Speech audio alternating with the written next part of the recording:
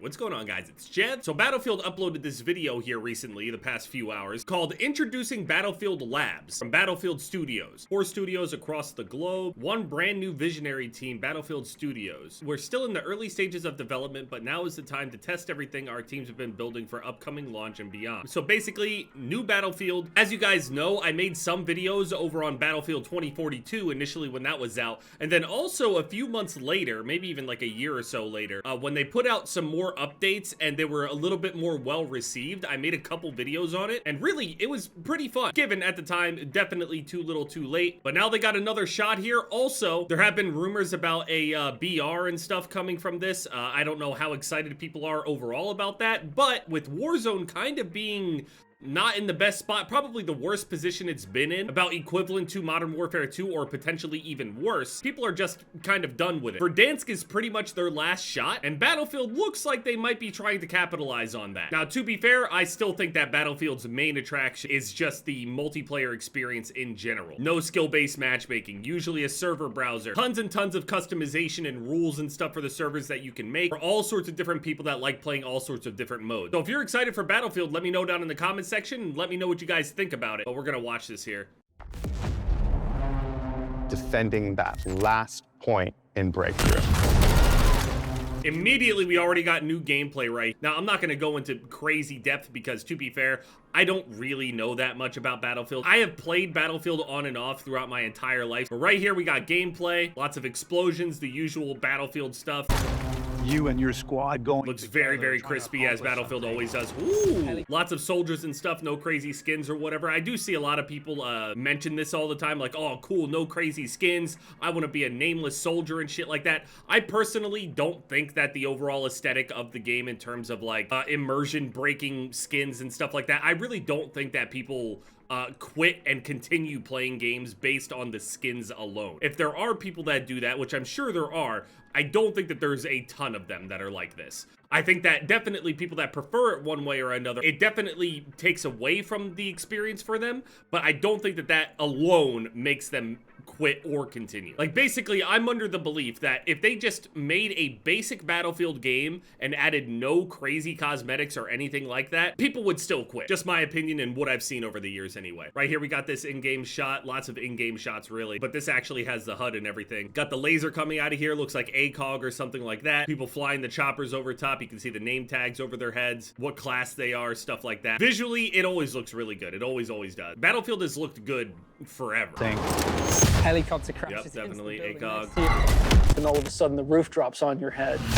Vehicle play. So obviously we got the destructible environments. That's pretty much a staple of Battlefield. I have to say this, a lot of people really concentrate on the destructive environments like really heavily. Yeah, it's important and definitely a staple of Battlefield, but I don't think that it's this, how do I explain it? This feature that makes people go, whoa, I gotta buy the game now because I saw a building explode or something collapses on top of my head. It's more just a part of the immersion of Battlefield. It feels more visceral. It looks stunning, but it's not like a brand new feature or something. This is in all of them. Vehicle play is the destruction. You've got tanks, you've got vehicles, jets. You get a bit sweaty in your palm.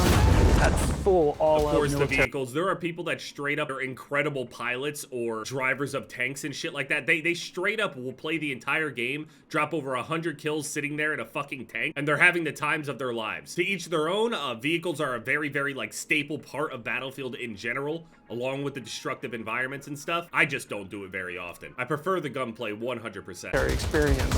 Ooh, nice open environment. I mean, it looks very clean, very familiar. I'm trying to remember what this reminds me of. Is it Battlefield 3 or Battlefield 4? It looks something like that. I can't put my finger on it. Now, this almost looks identical to, I can't remember. I'm happy that the Battlefield 2042 HUD isn't there anymore, but It's just unlike any other game I've played. I mean, it's probably like the other Battlefields. I mean, I can't imagine it's much different. It's got its own identity, that's for sure. I've been playing Battlefield since long before I joined the team. When 1942 first came out, the amount of fun that we all sat down and had with it is just, you know, still like... So Vince Zampella, now, I don't really know anything about like the overall like history of the development cycles and stuff of the game. Like, again, I'm not a big Battlefield fan. I always respected the series, but I never got really deep into it to the point to where like I know who the devs are, their overall like reputation is. Is this a good thing that this guy is here or no? I'm sure that I could get mixed answers on that. Is this a thing where it's like, say, David Vonderhaar were to come back to Treyarch kind of thing, where a lot of people will accept that and be like, oh man, yeah, that's a really, really good thing. And in terms of like the overall PR for Vonderhaar, it's probably pretty good. He'll generally be viewed as like a positive thing. But he was also like the catalyst for a good amount of bad things that were in the game. And it became more of a thing where you would ignore what he had done recently and the failures recently and just keep pointing back to the old times where they claimed that that was the best point in time for them. Is that how this guy is? Or was he always good? Is he always bad? I'm under the impression that this guy is good. From what I've seen, it seems like people are excited that this guy is back. But I don't know if it's really just fake, nor do I know how much this actually changes development at all. What changes with this guy being here? That's what I want to know. What changes? We had to think big. Battlefield Studios. Each of our 4 studios comes with its own culture DICE, and expertise Motive, into what Ripple we Effect. call Battlefield Studios. Okay, so all of these guys weren't working on this before together? I'll never understand this. The same thing happens with Call of Duty. I don't understand how or why the studios work separately from each other. Like, in theory, I can understand how that works out, but in practice, there's a lot of things that end up being lost in translation depending on who is developing it. But I was always under the impression that it was always like the same teams. Out of these groups here, what do they do? I know DICE, but I'm not sure about these other ones. Are they like smaller studios? Did they make their own Battlefield? Did they work on another Battlefield that was like them only doing it? Did they partner together before at any point? Are any of them new or old? Which one's the oldest one? I feel like DICE is the oldest one, but I have no idea. One team that spans across the globe and combines 20 years of franchise experience with emerging talent. I mean, sounds good. DICE is responsible for the multiplayer part of the game, Okay. which incorporates things like destruction systems, class play, squad play, vehicles, gadgets, all of those kind of underlying systems that drive the experience. So I'm gonna be playing the multiplayer. I don't really care too much about the other things, so still with DICE then. We're working on single-player mission content. Okay.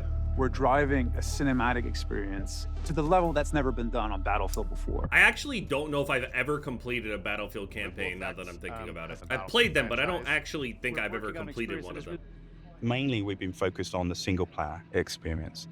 So the campaign is back. So Criterion and that other one are both doing campaign stuff? We have never before had this many teams and talents dedicated to the development of Battlefield. I mean, you can have as many devs as you want. That it does not guarantee anything. I mean, we heard the same thing about Call of Duty, where they got whatever X amount of devs working on it in comparison to others. That really, it doesn't matter. Like, sure, it probably seems really good, like, in the studio, but what really matters is how well it meshes all together. And me, in my mind, I don't even know, like, what the perfect Battlefield even is. Like, in my head, I'm thinking of multiplayer, and I'm thinking of like good gunplay. The spawn system is like classic. You can, you know, kind of choose your spawn points. You can create your own spawn points. You can squad spawn, which is already difficult to balance around as is. The maps can be a really, really big part of it and determine the flow of the game. The vehicles that are available on the map. How does the map play without vehicles if you were to turn them off on a certain server? There's a lot of things in here that, like, Battlefield is a really, really big undertaking. So I'm not surprised when they miss, because it is a really big thing to work on. But again, off the top of my head, I don't know what Battlefield can do that, like, will make the gameplay loop so fun for me that I could sit there and play it for years. What could the Battlefields that you consider the best, like, have that will keep you on the game? Because